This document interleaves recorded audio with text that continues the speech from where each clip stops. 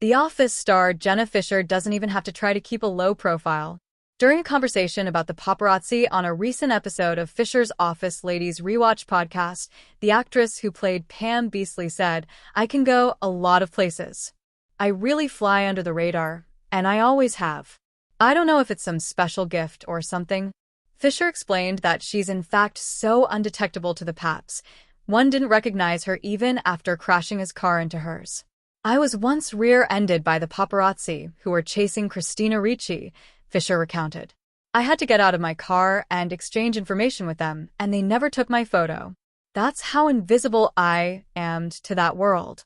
The only times Fisher gets recognized anymore, as she told to co-host Angela Kinsey and guest Timothy Oliphant, who appeared in a Season 7 arc of The Office as the traveling salesman Danny Cordray, is when she's mistaken for other celebrities.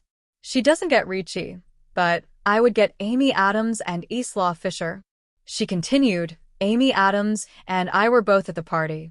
The guy I was with at the time, he came up to me and he's like, 'Oh my God, I'm so embarrassed.' I just went up and I put my arm around Amy Adams. I thought it was you. I was like, 'Nope, I'm over here.' Then she came up and she was like, 'I met your date.' It was so great to meet him."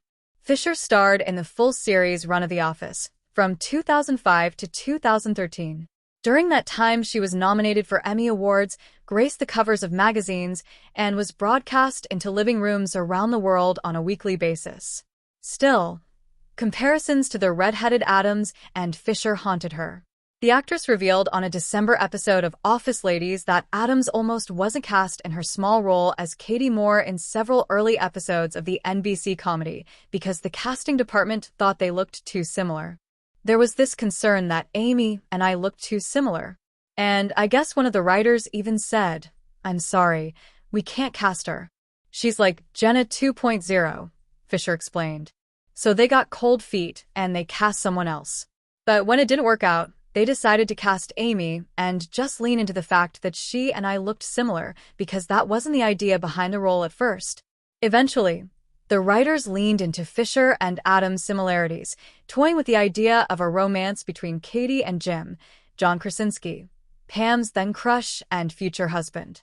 In 2019, Fisher posted to Instagram a screen grab of the Google-suggested searches for the query, "Is Jenna Fischer?", which yielded results like, "Is related to Isla Fisher" and "Is Jenna Fischer related to Amy Adams?" In the caption, Fisher explained, "I am not related to Isla Fisher, Carrie Fisher, Amy Fisher, or Debbie Reynolds. I am not related to Amy Adams, but she is a lovely human being and would love if she were my sis."